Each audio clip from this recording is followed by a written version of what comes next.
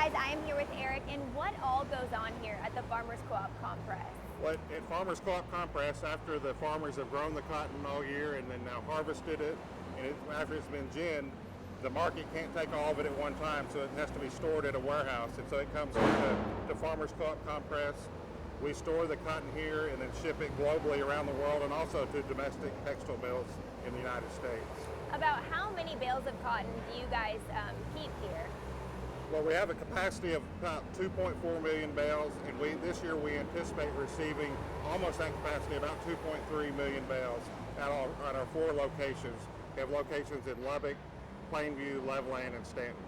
So with harvest season kind of well underway, how many have you guys seen come in and out for the past couple weeks? Well, so far we've received about 350,000 bales of cotton, roughly 15% of the crop, and we've already started shipping new crop. We've probably shipped not very many bales of new crop, probably 15,000 bales of new crop so far. But we anticipate that shipping to pick up in the coming days.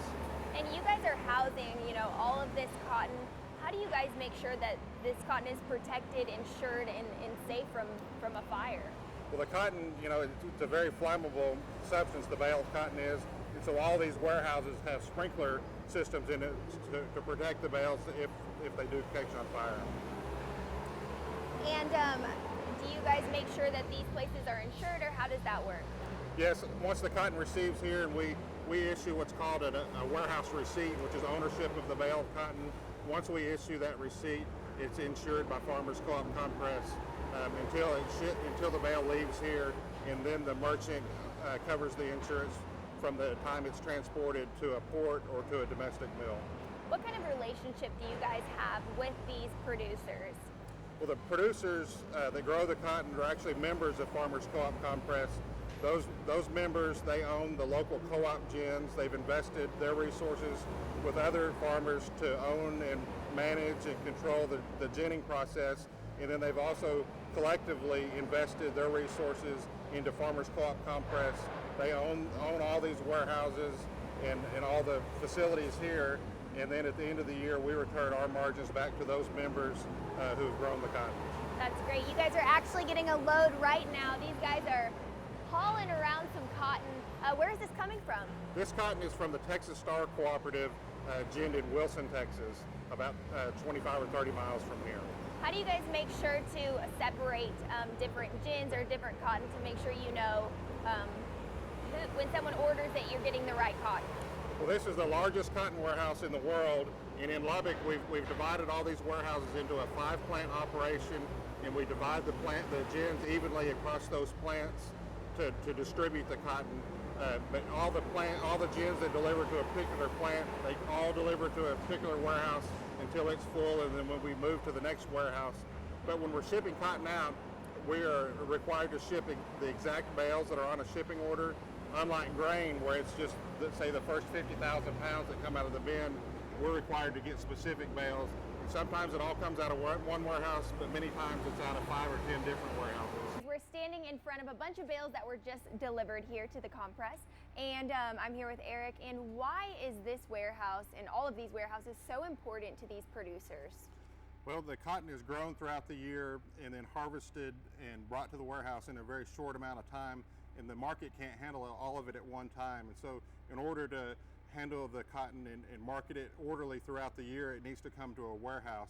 And so that's what we do here. We provide the function of warehousing and protecting this cotton, and then supplying it to the industry throughout the year, keeping that pipeline of cotton full. So that allows the producers to kind of, their price to vary throughout the year? Well, if we didn't have the warehouse, the cotton producer would be forced to take whatever price was available at harvest. And so because the cotton is warehoused here, the producer has the luxury of watching the market and making wise marketing decisions throughout the year while the cotton is here in the warehouse. That's great. And this is kind of like a library, you said. So you guys are able to tell the difference between millions of bales just by this little barcode? That's right. Whenever we get a shipping order, and it's normally for 88 bales of cotton, we have to know the exact bales to ship. So each bale has a unique 7-digit number. This tag is placed on the bale of cotton at the gin, at that time, the gin tells us how much that bale weighs and who owns this cotton. Then this same number, another coupon just like this, goes to the classing office with a sample. The classing office then tells us the quality, the grade of this cotton, and then we issue a warehouse receipt based on all that information that also includes the warehouse location.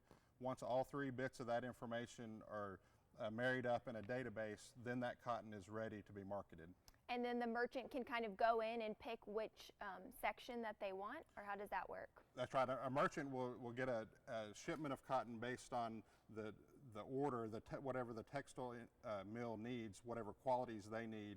And so they'll tell us exactly which 88 bales to go get. It's 88 bales because that's what normally fits into a shipping container. And we'll have to go get those exact 88 bales. They could all be in one row of cotton in one warehouse, but many times that's out of, say, 5 to 10 different warehouses. As we are standing in one of the rows of the cotton right now, about how many bales of cotton are just in this row, Bobby? This row probably has about 100 per row. This warehouse will hold about 12,002. We've got a guy down here on the end. He is locating everything that came in overnight. These bar tags here will give you a lot of information on this bale. It gives us, for our breakout guys, that the guy that comes in and pulls this bale, this is divided into 5 subsections, A through E, and it kind of gives us a breakdown of where we need to go to hunt for this bale. So they have to literally scan every single one of these bales? Every single one needs to be scanned by our employee. About how many are scanned per day? Oh, an average about 4,000. That's per plant. About what is the average that you guys store bales of cotton for once you receive it? Per warehouse or just like when you receive this bale of cotton this morning, how many days do you think it'll stay here? Oh, it'll stay here about 125 days on an average. And about how many bales do you guys ship out a day? We can ship out up to about 20,000 with all our plants per day. And where are these bales going? They're going worldwide, China, Turkey, just wherever the demand may be. And so how do those people reach out to you guys to purchase them? It's all electronic orders that come into us, and as they come in, we just process these orders to get them out as quickly as possible. These bales look so fluffy and light, but realistically, how many pounds of cotton is this? They average about 480 per bale. Wow, so we're not going to be picking up any of these bales anytime soon. Not by hand. And how do you guys implement safety here at the Farmers Co-op Compress? Safety is a big deal. We talk to our guys. We have some training programs, and we have a guy that shows safety videos for them. So we think safety is a high deal on our end. Bobby, we were watching this truck be loaded up with bales of cotton. Where is it going? This particular load is headed to California. We're loading 88 bales here, and more than likely will be exported overseas after it gets to California. And where does it go from there? Wherever the merchant is requested, more than likely China. And so where all around the world do you guys provide cotton to? We ship worldwide wherever the merchant requests, whether it be Turkey, China, wherever the need may be. And what else goes on in this building? This right here is our Plant 1 facility. All the cotton is broken out and brought to this location and repaired. Any small tears are repaired here, and it gets ready to load. As you see these lots over here, they're blocked and they're ready to go. That's great. And how do you guys kind of work hand in hand with the classing office? The classing office will electronically submit all the class information on these bales, and that's passed on to the merchant, and that's where they pick out what bales. They pretty much have 2 million bales to pick from when we're at capacity. Say a merchant receives their cotton and is not satisfied with it, can they return it? Well, there's a review process that is done there, and it's kind of, they will request a review. We will resample, take a sample to the USDA, and they reclass that information. So what are the standards of that process? The standards, well, it's just got to be requested by the farmer, and it goes to the gin. From the gin, it comes to us, and then we just process it out for them. And why is this process so important to or how do you guys make sure to keep track of all of this? Like, we'll go back to this PBI tag here. It's all got a number on it. Each bale has its own individual number that tells us exactly its class and what number it is, what gin it belongs to. We can track it from day one to the end. You guys are in charge of exporting all of this cotton, but what kind of impact does it have on our economy right here in West Texas? Well, Tierra, we believe this is probably one of our 10th largest crop years, and probably we're looking at close to $1 billion industry as far as the cotton goes. The worth of the cotton is probably worth close to $1 billion, plus all the sales and stuff throughout Lubbock, Texas makes a lot of difference with the economy. So. Wow. And where all do you guys send this cotton off to? Most of the cotton that we're shipping right now is going overseas. I think our domestic mills here in the United States probably consume about 4 million bales, and the rest of it goes overseas to probably Asia for the most part, Turkey, and Mexico is a big consumer of cotton. So how many bales would you say that West Texas sends overseas? We probably send probably 90% of our cotton overseas. So it really depends if we send a lot of cotton through our domestic mills. If the crop in the southeast is not as good, or the quality is not as good, we'll ship a little bit to our domestic mills. So. And how quickly can you guys get cotton from right here to China? Well, right now we're not at our peak shipping stage, so we can get cotton out of here in 2 or 3 days. If cotton goes onto a container going to the West Coast, then it's probably going to take up to a month. A couple of years ago, when we had the work shortage there on the West Coast, a lot of cotton was going to the Gulf Coast, into the Panama Canal, and then to Asia, which takes about 2 more weeks to get there. So. Okay, and so then looking at over probably a month and a half. What do the mills do with this cotton right when it arrives? Well, there's a couple of things that they do. They'll take this cotton out, they'll put it in lay downs, which is the quality of your cotton. Say if it's a towel or whatever, then they'll go ahead and pick through that cotton there, and they'll spin it, and they'll make whatever material or whatever shirts, towels, or whatever. So. That's so neat. How do people reach out to you guys to purchase the cotton? Well, what we do, we have a calendar system on our website that the cotton merchant who buys the cotton from the producer, they'll look at that and see when they can get the cotton and pick it up, and then it'll go through what is called EWR through Memphis, Tennessee, and we get the orders online here in Lubbock, and then our main purpose is to get it ready on time. So. What has made this place so successful? Well, Tierra, we were formed in 1948, and this is our 68th year.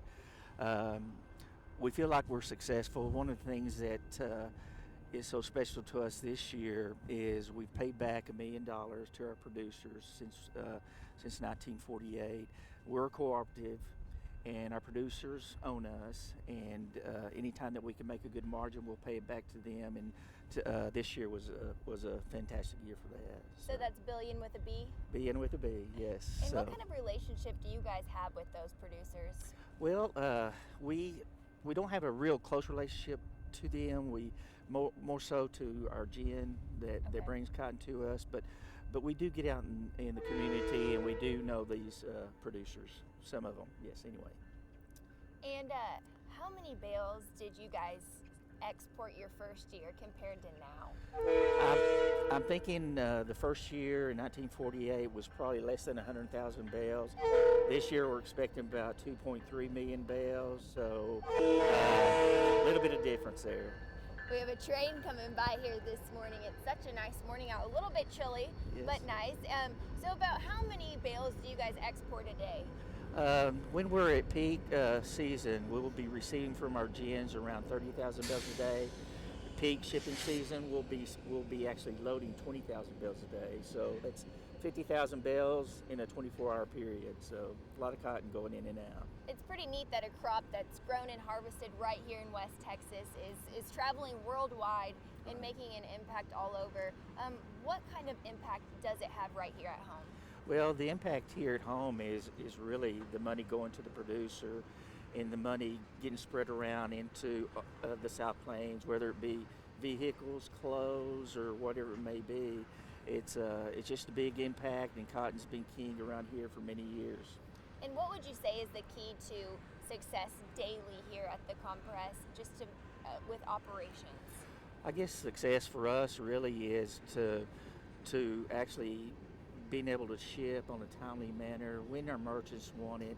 They have a lot of money invested in cotton getting to the mill on a certain time, so we take pride in getting our cotton ready on time, a timely basis, and service is number one to us. Thank you so much, Mike. Guys, it's been a great morning here at the Farmers Co-op Compress. If you'd like more of Look Around Lubbock, you can catch it weekday mornings on Good Day Lubbock from 5 to 9. With your Look Around Lubbock Spotlight, I'm Tierra Newbaum.